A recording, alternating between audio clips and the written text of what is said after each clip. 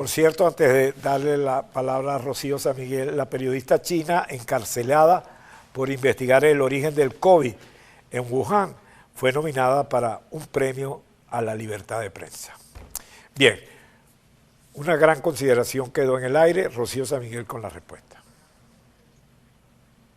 Sí, hay varias circunstancias en las que lógicamente el gobierno venezolano se va a comenzar a mover. La primera de ellas es la manera poco usual en el que se dio inicio a la nueva fase de investigación. Prácticamente se cumplió con esta formalidad el fin de semana cuando el fiscal Khan, a través de su Twitter y la nota de prensa en la oficina de la Corte Penal Internacional, informó públicamente que Venezuela había entrado en la siguiente fase. Vendrá la notificación formal y de allí se abren una suerte de incidencias procesales que el propio Estatuto de Roma permite al Estado venezolano y es el de impugnar ese ingreso hacia la nueva fase. Luego también pueden darse otras incidencias, todas en el marco de los artículos 17, 18, 19 del Estatuto de Roma, que incluso abriéndose investigación contra un posible perpetrador con nombre y apellido, el Estado demuestre que está realizando investigaciones en contra de esta persona.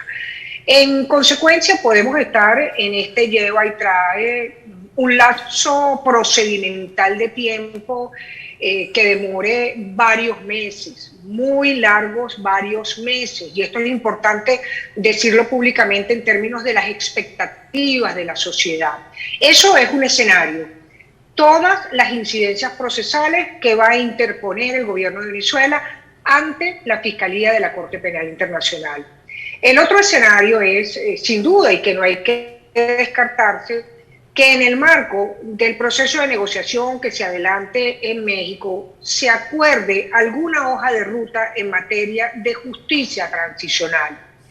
En Colombia, cuando se abrió hace 17 años la investigación preliminar... Eso es interesante. El Estado colombiano... Que en México pueda, las reuniones, el sector político de oposición, el sector político... El gobierno le pide al sector político de oposición que interceda por ellos ante la Corte. Una cosa más o menos así. No, yo creo que esto hay que dejarlo limpio en términos muy claros.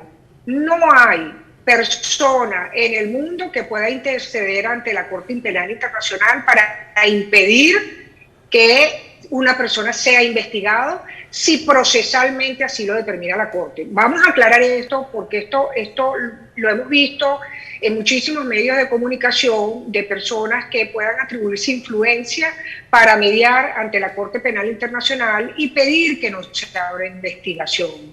La única manera por la cual no se va a abrir investigación contra X o cual perpetrador de posibles crímenes de lesa humanidad en Venezuela es que el Estado venezolano judicialice y establezca verdad y justicia en los casos investigados por la Corte, no porque tales o cuales personas vayan a interceder ante la Corte. En primer lugar, lo que puede acordarse en México es establecer una ruta de justicia transicional, que fue, en muchos otros países lo ha habido, pero el caso más reciente es lo que ha ocurrido en Colombia, una justicia transicional que para algunos es imperfecta, pero que de alguna manera permitió a Colombia cerrar el examen preliminar y que creó, entre otras figuras, la Justicia Especial de Paz, permitió abrir los macrojuicios en donde se hicieron investigaciones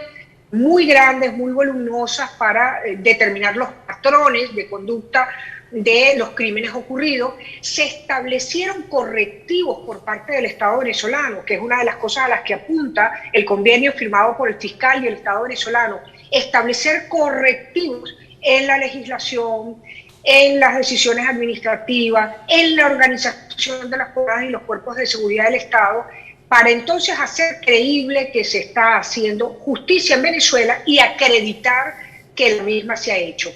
Y esto es importante decirlo porque la ruta de justicia transicional no ocurre de un día para otro. La ruta de justicia transicional, si se acuerda por factores sentados en la mesa, pero tendría que ser de un andamiaje muy sólido. Tendrían que ser paso por paso, porque, o sea, aquí la carga de la prueba le toca demostrarle es al Estado venezolano. A Miraflores le toca demostrar. Correcto. No a la oposición, no al otro sector, que es el agredido. El agresor es el que tiene que... Es correcto.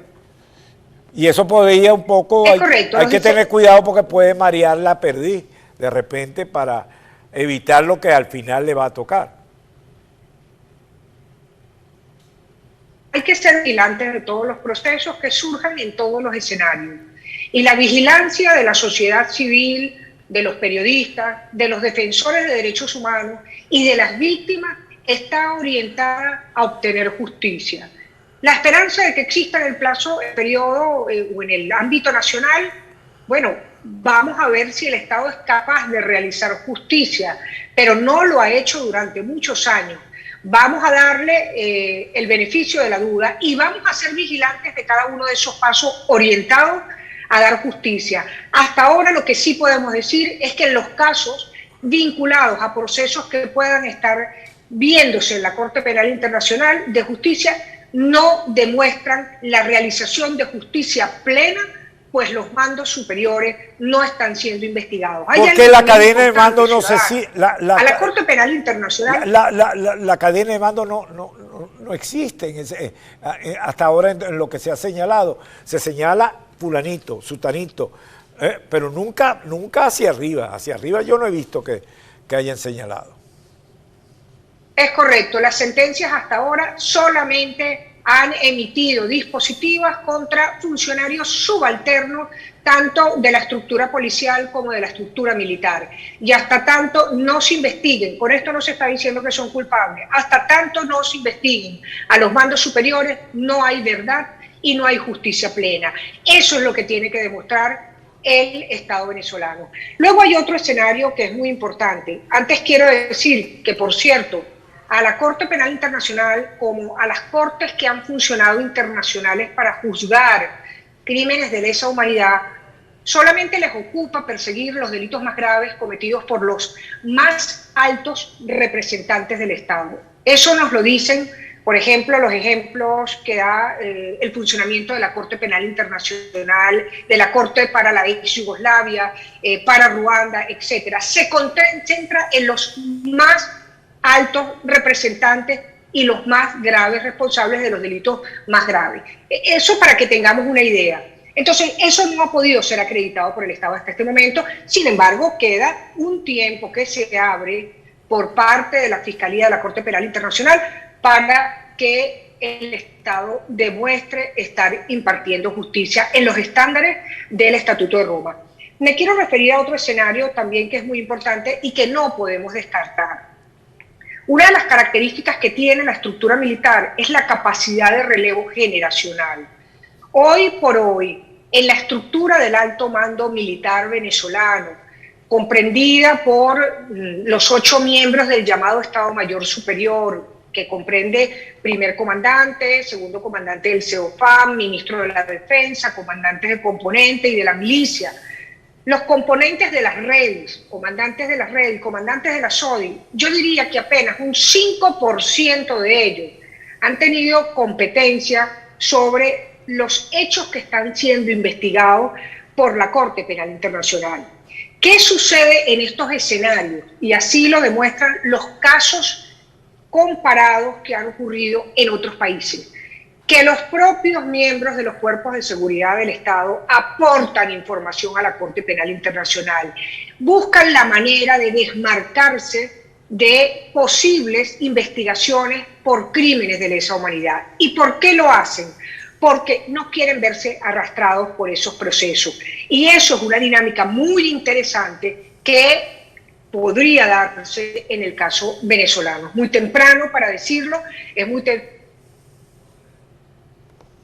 mandos militares, pero sí es interesante señalar que el relevo, la capacidad de relevo generacional que ocurre en la Fuerza Armada Nacional Venezolana puede significar una dinámica interesante en términos de aportar pruebas a la Corte Penal Internacional por funcionarios militares, por funcionarios civiles y por funcionarios policiales venezolanos para no verse arrastrados en estas investigaciones. Gracias, Rocío San Miguel. Tenemos que seguir hablando porque este es un proceso. Entonces, muchísimas gracias por dedicarnos el tiempo el día de hoy. Hacemos una breve pausa y seguimos con ustedes.